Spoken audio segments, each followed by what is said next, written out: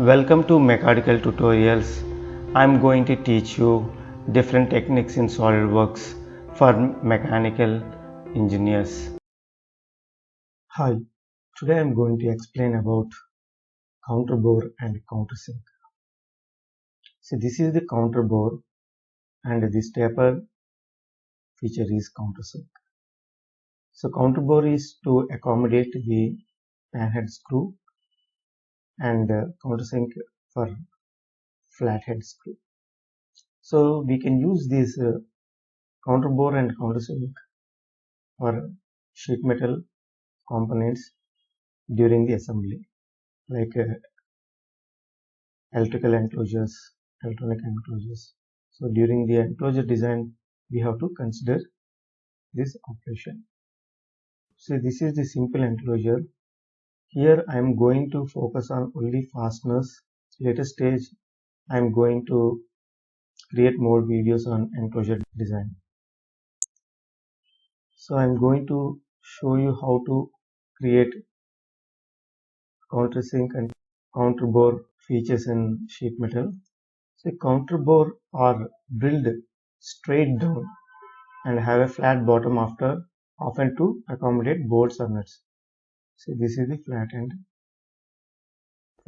bottom to accommodate the panhead screws. Countersink are the larger holes is drilled at an angle typically designed to accommodate the screws. So these kind of flathead screws. Now let's come to the assembly. See, in assembly we give the counterbore and countersink so that this fasteners flushes into the assembly, and I am going to explain in detail after creating the features. So now I am going to show you how to create counterbore and countersink. So these are the two features I am going to show you on sheet metal. See, for that, here in sheet metal we have to go for simple hole, that is simple extruded part. There is no countersink or counterbore we can't create here. So for that we have to go to features and hole wizard like solid modeling. So now I'm going to take counterbore. So before that we have to position it. So I'm randomly placing it on location. Here I can go to custom sizing. See, I'm keeping 5.5 if it is M5, and I can give 10 mm. So when we see here,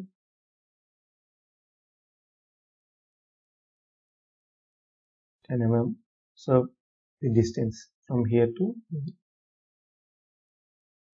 And depth, the sheet metal is 2 mm, so I will give it as 1 mm, and this angle is standard. Now say OK.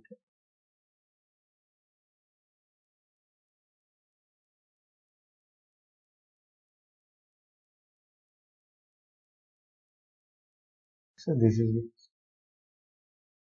Now I am going to show you countersink. Once again we have to go to hole wizard. Here restart, we have to go for restart for customizing. So we have to go to position initially.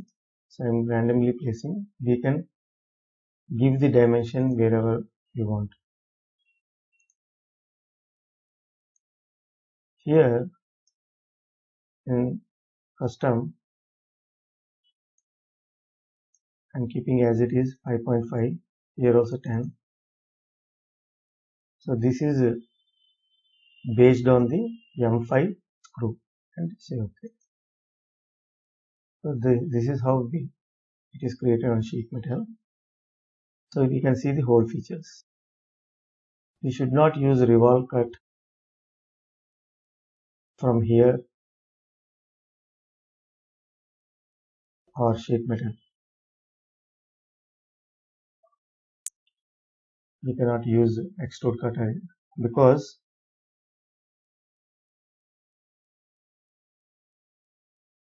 while creating the sheet metal features, we should be able to identify which one is the hole feature. So yeah, it's always better to go with hole design. So this is how we create countersink and counterbore in sheet metal. Now let's go to assembly. What is the purpose of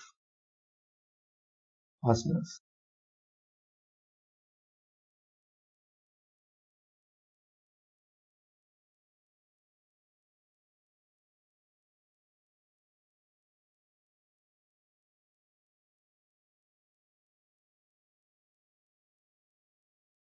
See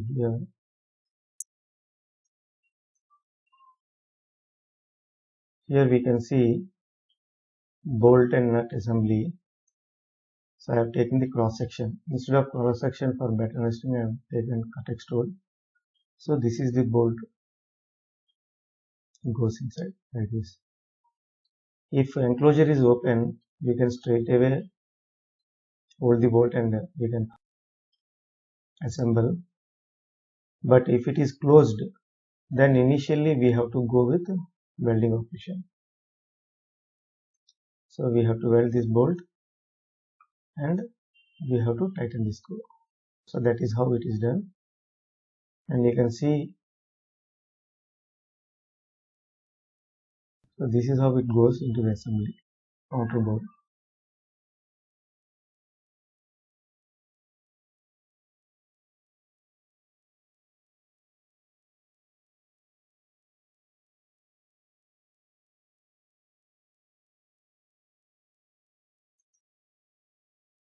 So this is countersink. This is how we assemble. Here in the inner part we have to give threading. So automatically it is assembled with this screw. So this is one more method.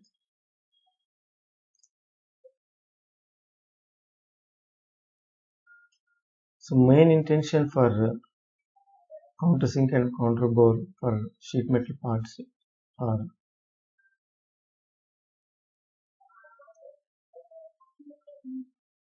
it flushes with the assembly. There is no more projection of this head. Suppose if I measure this face to this face, it is approximately 0.5. So very minimal. And here it is 1.5. So that is the advantage of counterbore and countersink in sheet metal components. Now let's come to the minimum distance between countersink and edge. Suppose I am isolating this.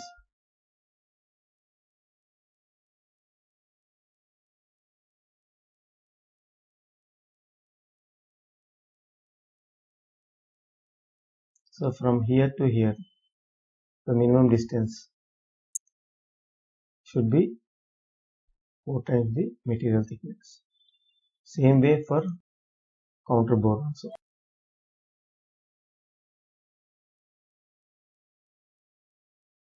The distance between countersink and bend. So from here to this distance, it should be 3 times the material thickness. For counterbore, it should be 4. So here it should be 4 times the thickness. Here it should be 3 times the thickness. Next, distance between countersinks. That means if it is a countersink, suppose this is one countersink and this is one countersink. So the distance between center to center should be 8 times.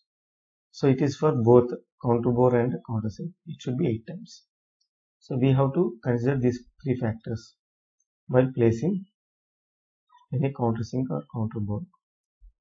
Countersink and counterbore are very much useful for assemblies, because if one screw fails, complete assembly will fail. So these are very much important. So we have to consider each and every point while designing these fasteners and counterbore operations. So in upcoming video, I am going to explain about how to design an enclosure, like electrical enclosures, electronic enclosures, cabinets. Thank you very much.